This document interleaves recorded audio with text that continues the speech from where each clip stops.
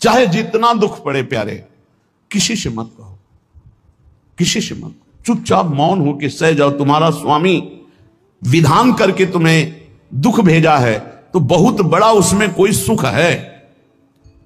वो मंगल भवन है, तुम्हारा मंगल होने नहीं दे सकता। दिखाई दे सकता है कि अब अमंगल हो गया हमारा, अमुक अमुक अमुक, कुछ नहीं।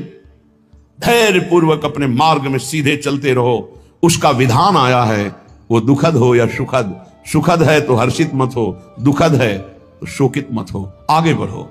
देखो ये अध्यात्म है, ये कमर कस लो कि इस जन्म में मुझे इस भव समुद्र से पार होना ही है। ये जो कमजोर दिल के होते हैं ना, अनुकूलता जहां मिली तो बोले जब से हमने भक्ति शुरू की सब काम चकाचक बन रहे। ये भक्ति का फल नहीं है, भूल मत करना। ये तुम्हारे सुकृत चल रहे हैं इसलिए है।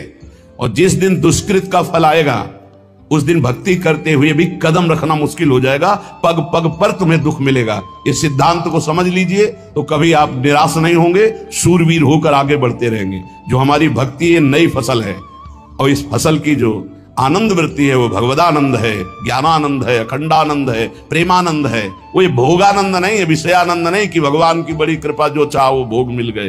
ये सुकृतों के फल है। ये सुकृत और दुष्कृत दोनों को यही नष्ट कर दो और निकल चलो भगवान की परम धाम में, जहां नित्य सेवा सुख का आनंद सहचरियां ले रही है। श्रीपाद कह रहे संतर्जयस ताड़यन, कोई मुझे बहुत डांटे भर्त्सना करे और ताड़यन पिटाई भी कर दे, मुझे कुछ कभी शिकायत नहीं करनी प्रभु से। देख रहे हैं ना, वो उन्होंने विधान किया है ना कि इसको पीटो, तो हम चुपचाप पीट लेंगे, किसी से नहीं कहना।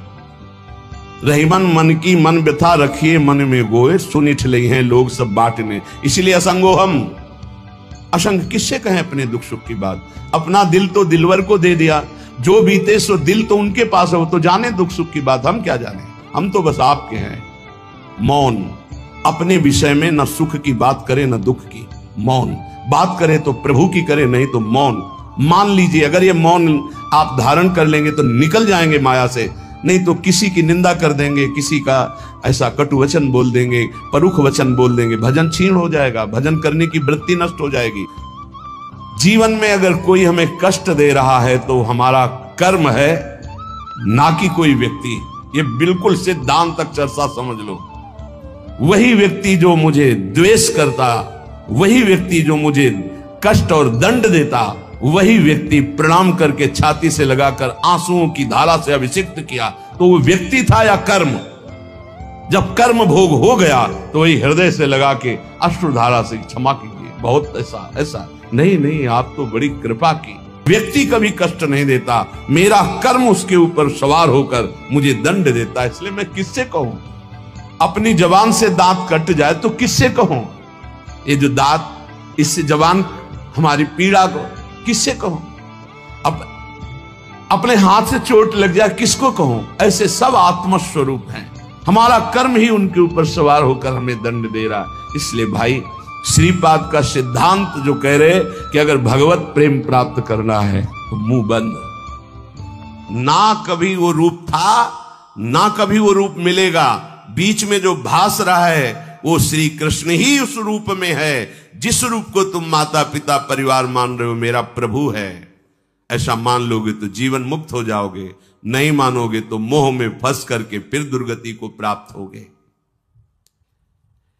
अनंत बार ये मैं, ये मेरा कह करके तुम मरते रहे और तुम्हारा मोह बंधन दृढ़ होता रहा। अब तो समझ जाओ, इस जन्म में एक बार तुम थोड़ी हिम्मत करो और हृदय से, सच्चे मन से प्रभु श्री कृष्ण को, श्री हरि को अपना मान लो। एक बार हृदय थोड़ा मजबूत करो। ये मजबूत होता है सत्संग से। और पुकारो कि प्रभु मेरे हो आप, पुकारो मीरा जी की तरह, मेरे तो गिरधर गोपाल दूसरो न कोई। जिसके अंतःकरण में पाप है उसमें ये लक्षण पाए जाते हैं। ये 10 लक्षण जिसके अंतःकरण में हो तो अंतःकरण पापी है। इन लक्षणों का अगर अपने अंदर एक का भी स्थान हो तो नाम जप के प्रभाव से उसको हटा दो, नहीं वो पाप कर्म करवाता रहेगा। पहला, चोरी, किसी की भी चोरी, बहुत प्रकार की चोरी होती है। किसी और महापुरुष की बात छाप अपनी लगा के चोरी हो गई। भागवतिक सिद्धांतों में भी किसी और महापुरुष की बात है और छाप अपनी लगा दी, बात अपनी लगा दी तो चोरी हो गई।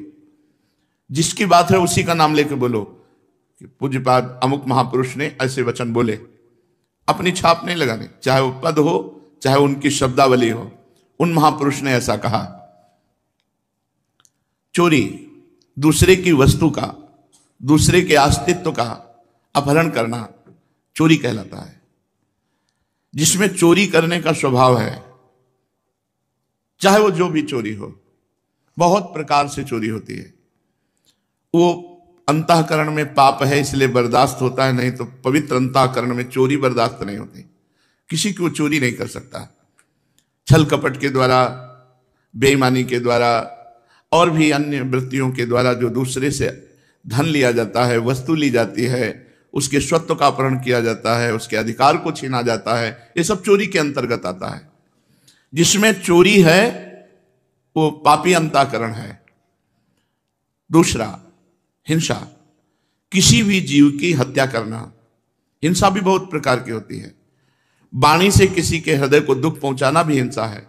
शरीर से किसी के शरीर को पीड़ा देना भी हिंसा है। आप खिलवाड़ में किसी जीव के साथ आप उसको बंद करके मनोरंजन कर रहे हैं और उसको प्राणों का भय लग रहा है, ये हिंसा के अंतर्गत ही आएगा।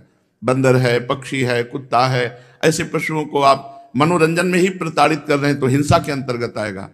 आप मांस खाते हैं लेकिन आप किसी जीव की हिंसा नहीं करते, पर हिंसा करने का पाप आपको लगेगा क्योंकि आप उस मांस को खाते हैं।